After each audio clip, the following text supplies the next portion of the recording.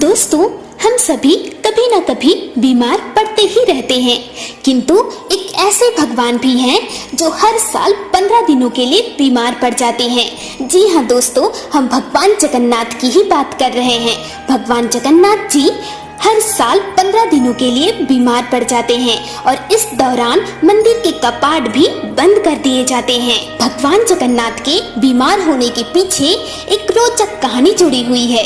हम इस वीडियो में इसी कहानी के बारे में जानने वाले हैं। तो चलिए शुरू करते हैं। उड़ीसा के पुरी में भगवान जगन्नाथ के एक भक्त रहते थे जिनका नाम था श्री माधव दास। श्री माधव यहाँ अकेले ही रहते थे और उन्हें संसार से कोई लेना देना नहीं था।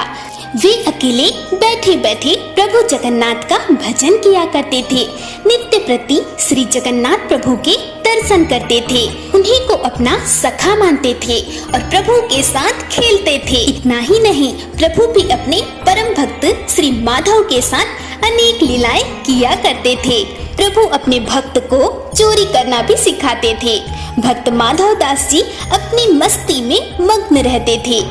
एक बार माधव दास जी अतिसार अर्थात उल्टी दस्त से पीड़ित हो गए थे। वे इस रोग के कारण बहुत दुर्बल हो गए थे। वे उठने बैठने के लिए भी समर्थ नहीं थे। हालांकि अपनी क्षमता के अनुसार वे अपने सभी कार्य स्वयं ही करते थे और किसी भी अन्य व्यक्ति से मदद नहीं लेते थे। कोई कहे, महाराज जी हम आपकी सेवा कर दें, तो वे कहते थे कि नहीं नहीं, मेरे तो एक जगन्नाथ ही हैं, वही मेरी रक्षा करेंगे। ऐसी दशा में जब उनका रोग बढ़ गया तो वे उठने बैठने में पूरी तरह से असमर्थ हो गए। तब श्री जगन्नाथ जी स्वयं सेवक बनकर इनके घर पहुँचे और माधव दास जी को कहा कि हम आपकी सेवा कर देते हैं। भक्तों के लिए आपने क्या नहीं किया, क्योंकि उनका रोग इतना बढ़ गया था कि उन्हें पता भी नहीं चलता था कि वे कब मलमूत्र त्याग देते थे, जिसकी वजह से उनके वस्त्र गंदे हो जाते थे। उन वस्त्रों को भगवान जगन्नाथ स्वयं अपने हाथों से साफ करते थे। इतना ही नहीं, प्रभु उनके पूरे शरीर को भी साफ करते थे। प्रभु जगन्नाथ द्वारा की जाने वाली सेवा का अंदाजा इसी बात से लगाया जा सकता है कि कोई अपना भी किसी की इतनी सेवा नहीं कर सकता। जब माधव दास जी को होश आया तब उन्होंने तुरंत पहचान लिया कि यह तो मेरे प्रभु ही हैं। एक दिन श्री माधव दास जी ने प्रभु से पूछ ही लिया, प्रभु आप तो त्रिभुवन के मालिक हो, स्वामी हो, आप मेरी सेवा कर रहे हो। आप चाहते तो मेरा ये रोग भी दूर कर सकते थे। रोग दूर कर देते तो ये सब करना ही नहीं पड़ता। भक्त की बातें सुनकर प्रभु ने कहा, देखो माधव, मुझसे भक्तों का कष्ट नहीं सहा जाता, इसी कारण तुम्हारी सेवा मैंने स्वयं की। जो प्रारब्ध होता है उसे तो भोगना ही पड़ता है।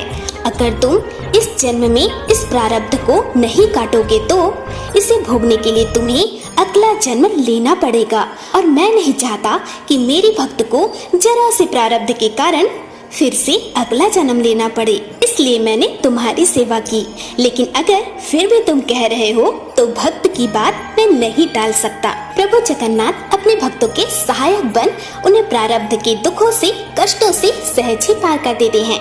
प्रभु ने अपने भक्त माधव से कहा, अब तुम्हारे प्रारब्ध में केवल 15 दिन का रोग ही बचा हुआ है, इसलिए इस 15 दिन का रोग मैं खुद पर लेता हूँ। जिसके बाद प्रभु जगन्नाथ ने अपने भक्त माधव दास के बचे हुए 15 दिन का रोग स्वयं ले लिया।